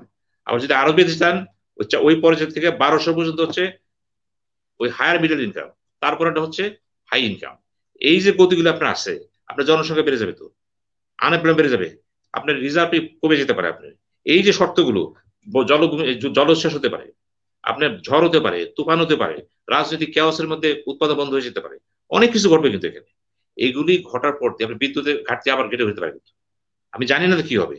কাজেই এই যে সময়টা আপনাকে দিয়েছে, এই পিরিয়ডটা কি আপনাকে দেখবে যে এই যে সমস্ত শর্ত দেওয়া হয়েছে, এর মধ্যে একটা গুরুত্বপূর্ণ জিনিস হচ্ছে আপনাকে ইনস্টিটিউশন তৈরি করতে হবে, ইনস্টিটিউশনালাইজ করতে হবে। অর্থাৎ political institution, social institution, economic institution, এগুলিতে আবার কি স্বচ্ছতা আনতে হবে। স্বচ্ছতা, বলতে হয়, আপনি কি দেখেন বর্তমানে 50 বছর পরে বাংলাদেশে সেই সকল প্রতিষ্ঠানগুলো কি সত্যি অর্থে সুস্থ আছে, বা প্রতিষ্ঠানগুলো কি প্রাতিষ্ঠানিকভাবে কাজ করতে পারতেছে? আমি আপনাকে বলি, আমাদের ইতিমধ্যে আসলে 55 মিনিট পার হয়েছে, এত দ্রুত আমি খেয়ালই করিনি। আচ্ছা, আপনি প্রতিষ্ঠান একটু বলবেন, আমি আপনাকে একটু, যেহেতু আমাদের সময়গুলো চলে যাচ্ছে, আমাকে আসতেই হবে। প্রতিষ্ঠানের সম্পর্কটা প্রতিষ্ঠান যারা চালাবে তারা। আপনি একটা শিশু জন্ম দিচ্ছেন, ওর কোনো অপরাধ নাই, কিন্তু পিতা মাতা যদি দায়িত্বশীল না হয়, ওই শিশু কিন্তু মানুষ হবে না। আমাদের প্রতিষ্ঠানগুলো চালানোর জন্য যে সমস্ত আইন টেনে আছে, আইন কিন্তু একেবারে খারাপ নাই। আমি তো অধিকাংশ আইনগুলি দেখেছি, আমি বিভিন্ন পড়াতে হয়তো একেবারে খারাপ না, কিন্তু কিন্তু আইনগুলো সংরক্ষণ করার জন্য, প্রয়োগ করার জন্য যাদেরকে বসানো হচ্ছে, ম্যাচ করতেছে না। কিন্তু এই যে ম্যাচ করতেছে না, তো আপনার প্রতিষ্ঠানটা কি হবে? আপনার নির্বাচন হচ্ছে, এখন জিজ্ঞেস করে বাংলাদেশ গণতন্ত্র আছে, আপনি বলবেন না, আমি বলবো আছে। কেন নাই? নির্বাচন হচ্ছে, পার্লামেন্ট আছে না? আছে। উপজেলা আছে না? আছে। গ্রাম পরিষদ আছে? আছে। মিউনিসিপ্যালিটি আছে? আছে। আপনি কেন বলেন নাই? আছে, কিন্তু আত্মারা কি আছে? আপনি প্রশ্ন করবেন ভাই, সোল অফ ডেমোক্রেসি কি আছে আত্মা? সেটা বিতর্ক হতে পারে। আপনি তো, আপনার বিতর্কটা তো ভুল। ওয়েস্টার্ন ওয়ার্ল্ড তো বিতর্ক করতে না, ভুলে গেছে করার জন্য।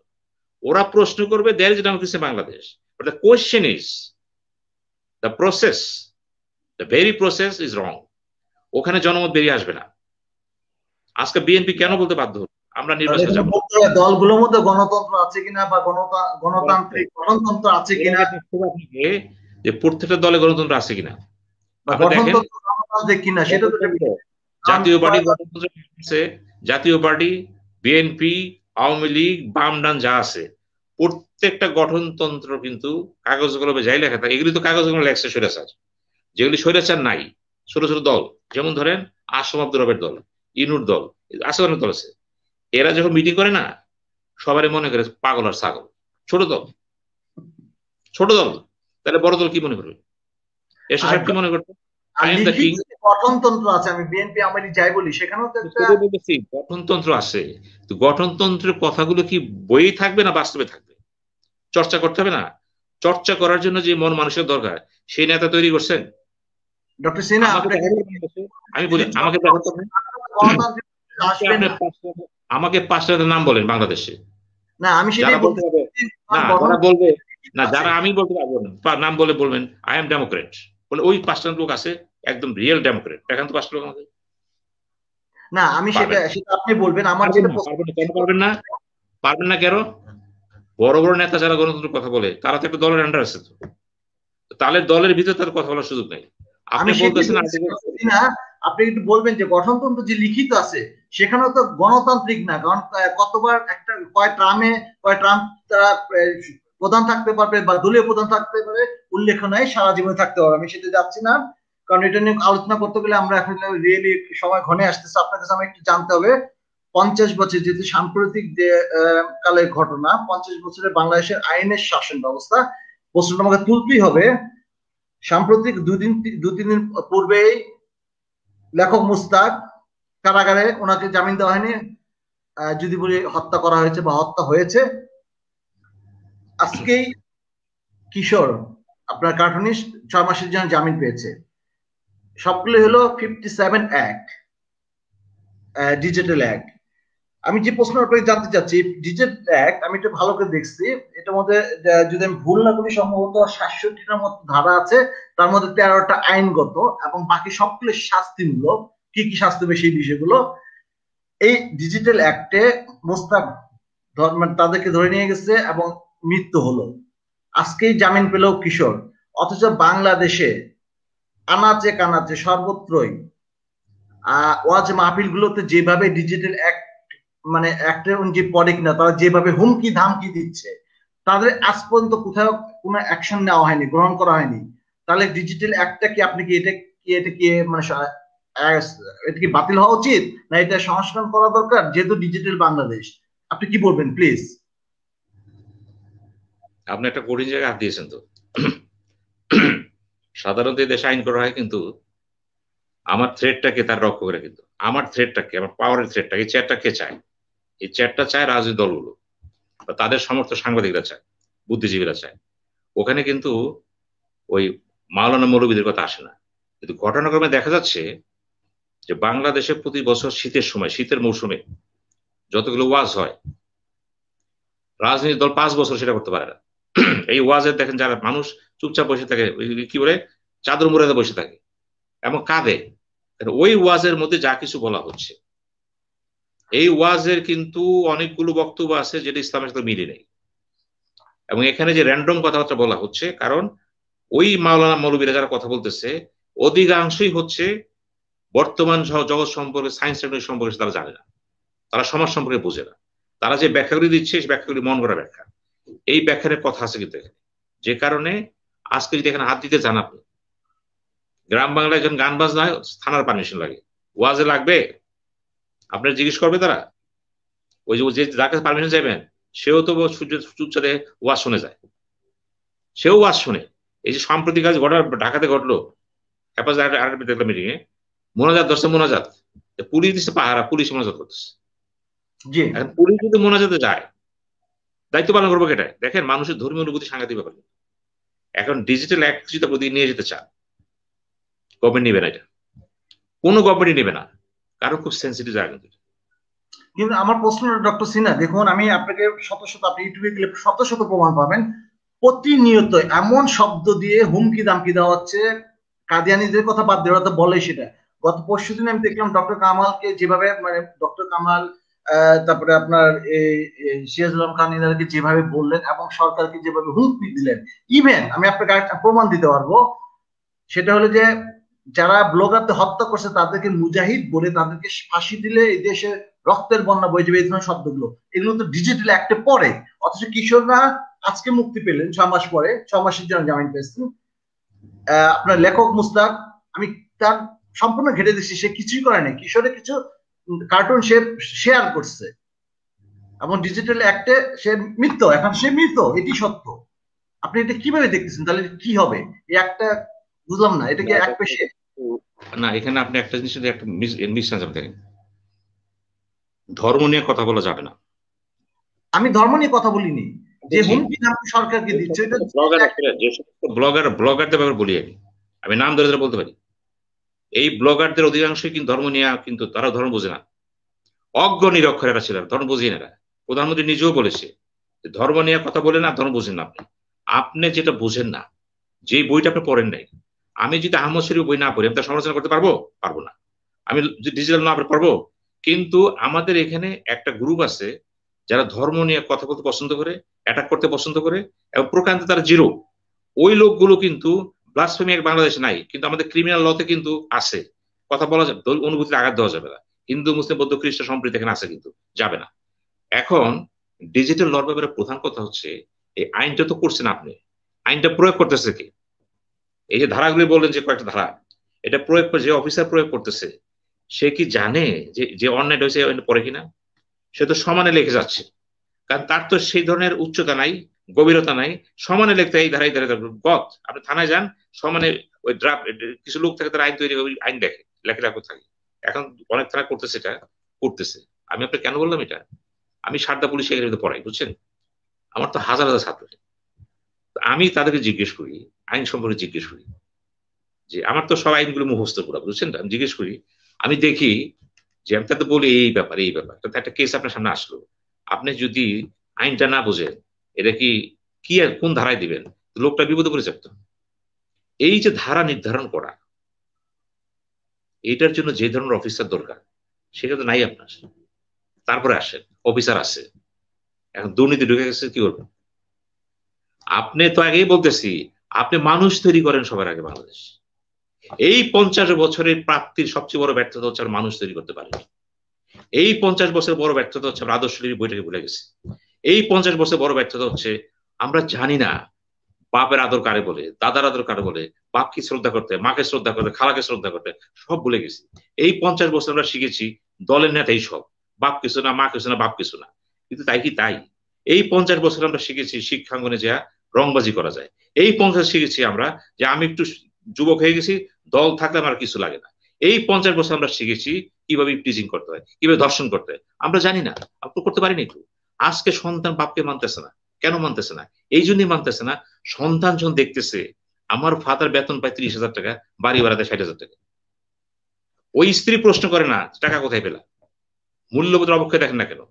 আজকে ঢাকা সিটিতে যারা বাড়ি করে বাসা ভাড়া করে থাকে, 2 লাখ টাকা নিয়ে নিতে পারবেনই না। আজকে নিম্ন কর্মচারী ভাড়া বেড়া দিচ্ছে 30,000 40,000 টাকা, টাকাটা পাচ্ছে কোথায়? এই যে আপনি মূল্যবোধের মরার যে অবক্ষয়, ঘুষের যে একটা চলতেছে, আপনি এখানে মানুষ পাবেন কোথায়? যে কোনো চাকরির জন্য টাকা লাগে, এটা কে না জানে? টকশোতে বলতে হয়, এটা কে না জানে বলেন? না, থানায় আপনি যেটা বললেন, সর্বত্র হচ্ছে কি বাণিজ্য, ঘুষ বাণিজ্য, নিয়োগ বাণিজ্য বন্ধ হয়েছে। এই সিভিল সার্ভিস দিয়ে তাকাতো একটু, এই প্রশাসন তছনছটা কে করলো? কে কোথায় পোস্টিং প্রমোশন পাবে, যোগ্যতা মিল নাই। আপনি দল করেন কিনা দেখেন, প্রথম দল করেন কিনা দেখেন। আর না করলে কিছু হইলেই রাজাকার আল বদর, স্ল্যাক দিয়ে দেবে, কিছু হইলে রাজাকার আল বদর। এটা কে শিখেল? এটা তো আওয়ামী লীগ না, এটা তো বঙ্গবন্ধু আওয়ামী লীগ না, এটা তো শেখ হাসিনাও চায় না। কাজে আপনি দেখেন খতগুলি কি হয়েছে। এই জাতিকে ডিভাইড করলো কারা? বিএনপিও করেছে, আওয়ামী লীগ তো করছে। আপনি ঘুষ বন্ধ করতে পারলেন না, আপনি নৈতিকতা আনতে পারলেন না, আপনি প্রশাসনের স্ট্রিম আনতে পারতেছেন না। আপনি কিভাবে আসবে? আপনি বাগানে যে ফুল চাইছেন সেই থাকবে, সেই ফুলটা সেখানে নাই তো। আপনি কিভাবে আশা করেন 50 বছর? আপনার রাস্তাঘাট হয়েছে, বিল্ডিং হয়েছে, পদ্মা ব্রিজ হয়েছে, হবে? কারণ আপনি যখন ক্ষমতায় আসছেন, টাকা তো আপনার না, জনগণের টাকা ফান্ড তো থাকেই। তা আপনি 12 বছর ক্ষমতায় আসছেন, কাজ করবেন না আপনি? যিনি 15 বছর ক্ষমতায় থাকবেন তার কাজ তো আরো বেশি হবে। এবং আমরা চাবো অতি দুর্নীতি করেন, আপনি দুর্নীতি করবেন কেন? যেহেতু সে খারাপ এই জন্য আপনি ভালো হবেন। কিন্তু এখন ফাইটটা কি হচ্ছে, ওই টক শোতে দেখবেন একজন আওয়ামী লীগ বিএনপি কি করে, যখনই বলে এটা হয়েছে আপনার আমলে কি হয়েছে, তার মানে কি কম্পিটিশন হচ্ছে কিন্তু খারাপে খারাপে, ভালোতে ভালোতে না। কিন্তু এই 50 বছর ইতিহাসটা কি আমরা শিক্ষা পেলাম? কথা বলতে যাবেন খালি খারাপ খারাপ তুলনা করবেন, ভালো দিকে যাবেন না। আপনি যেহেতু খারাপ নমিনেশন দিচ্ছেন, তাহলে আমি একটু খারাপ লোক দিব। এই 50 বছর শিক্ষাটা হচ্ছে কি, রাজনীতিবিদ হারাই যেতেছে, হারাই যেতেছে। কারা আসতেছে? ব্যবসায়ী পরিয়ারা সংসদ ঢুকে গেছে সব। এই 50 বছর ইতিহাস কি হয়েছে? আপনার কথা সত্য। আমরা একটা স্ট্যাটিস্টিক্স দেখছি 70%। আমি ব্যবসায়ীরা সংসদে যাবে না সেটা বলতেছি না, এখন 70%-এর মতো সম্ভবত ব্যবসায়ী, মানে পিওর ব্যবসায়ী, তারাই সংসদে আছে। আর ডক্টর সিনহা, আমি একটা ব্যাপার বলছিলাম, যেটা আপনি যে ব্লগারদের কথা, আমি সেই দিকে আমি যাইনি, আমি সেটা ধর্মে কি আঘাত করছে আমি সেদিকে যাইনি।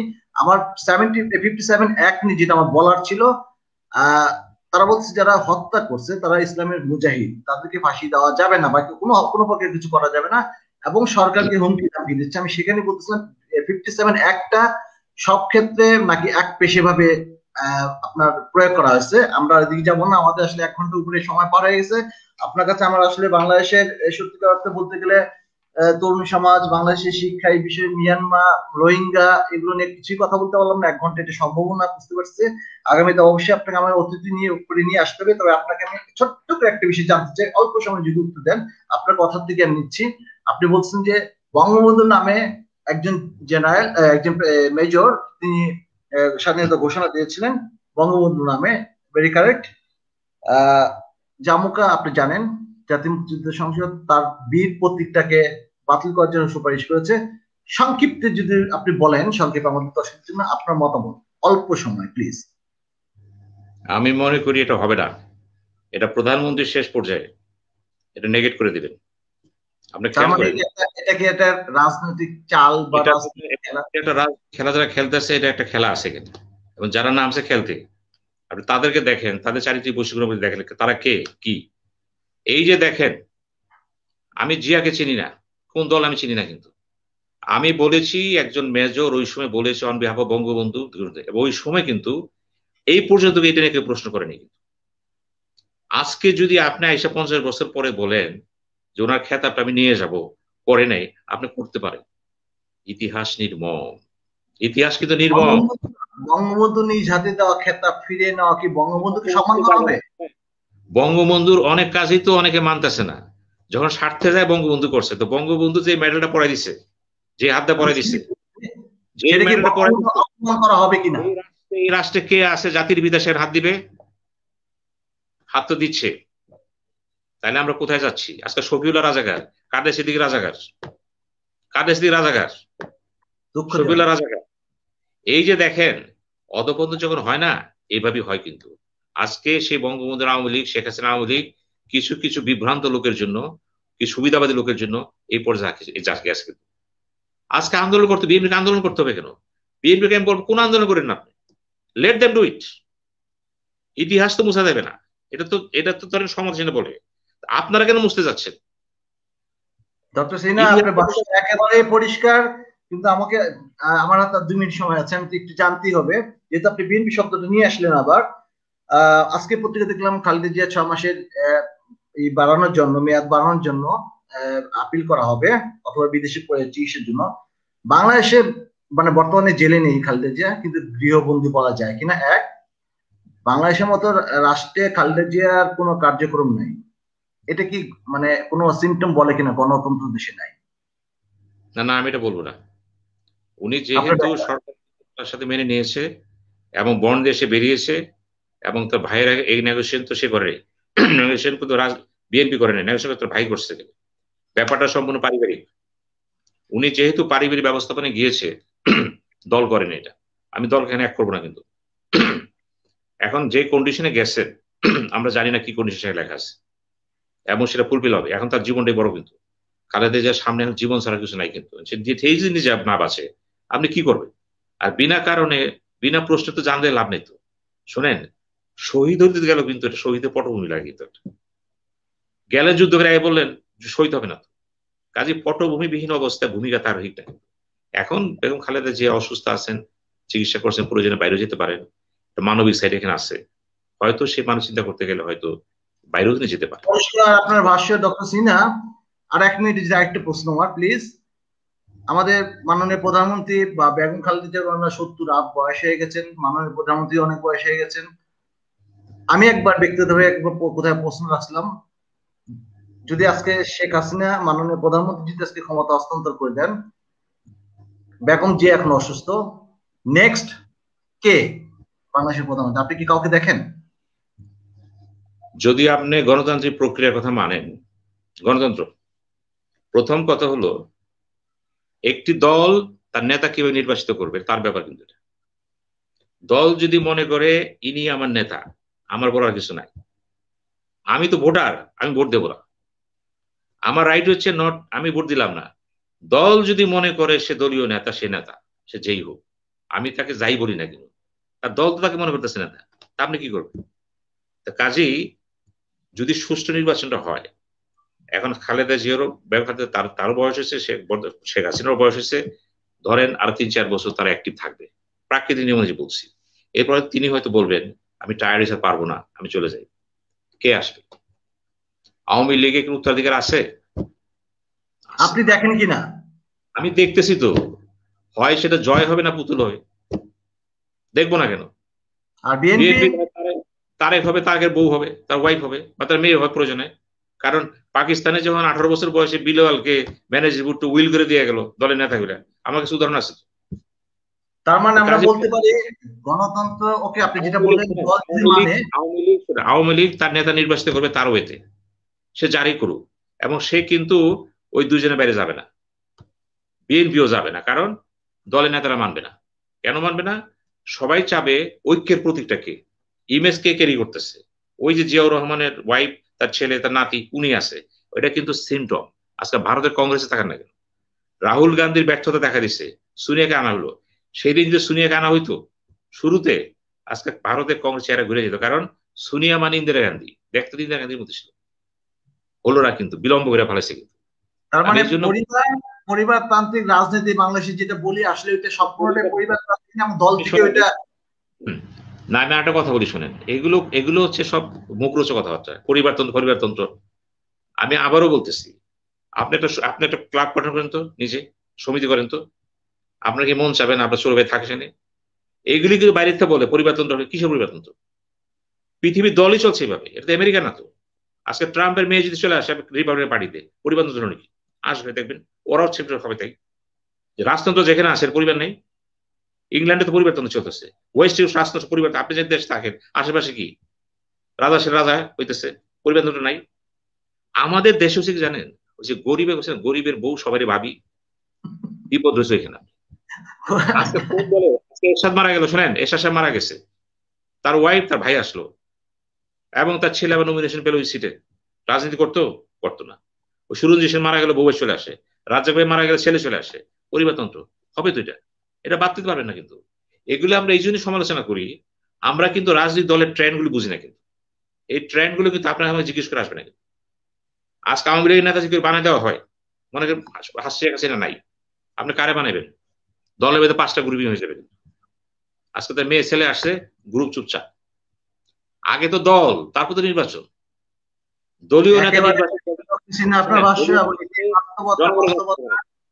মানে বাস্তবতা সত্যি কঠিন, নির্মোহ, এবং ইতিহাসও নির্মোহ হয়।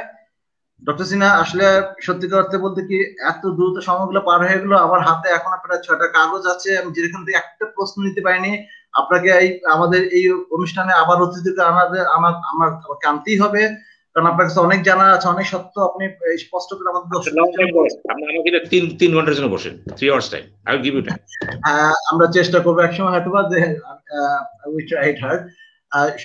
অশেষ ধন্যবাদ আপনাকে। সত্যি খুব খারাপ লাগছে, আমি অনেকগুলো প্রশ্ন হাতে নিয়ে। আপনি একটু 1 মিনিট বলতে পারবেন? 1 মিনিট। এই 50 বছর সবচেয়ে বড় ক্ষতিটা কে করছে জানেন? দ্বাদশ সংশোধনী, এত বড় আন্দোলন করার পরে আমরা একটা সংশোধন আন্দোলন নিয়ে আসলাম। সেদিন দ্বাদশ অ্যামেন্ডমেন্ট যখন করা হলো, আপনি পড়ে দেখেন তো কি লেখা আছে সেখানে, সমস্ত ক্ষমতা প্রধানমন্ত্রীকে দেওয়া হয়েছে। অর্থাৎ in the name of parliament democracy you have given birth to prime minister system of government. এই কাজটা কে করেছে? একেবারে পরিষ্কার ডক্টর সিনহা, একেবারে পরিষ্কার। আমার তার সময় নেই। অশেষ অশেষ ধন্যবাদ। আপনার দীর্ঘায়ু এবং সুস্থতা কামনা করছি। সুদর্শন পত্রিকা থেকে আপনাকে আবার শুভেচ্ছা, সালাম, আসসালামু আলাইকুম।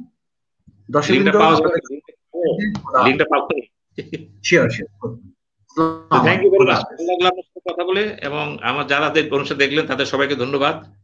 ত্রুটি বেশি থাকতে পারে, আমি সবারই বলে দিচ্ছি, আমি কিন্তু কোনো দলের অন্তর্ভুক্ত না, কিছুই না। আমি যা কিছু বললাম নিজের চিন্তা ভাবনা, বিদ্যা, বুদ্ধি, বিবেক যা আছে আমি শিখতে বলছি।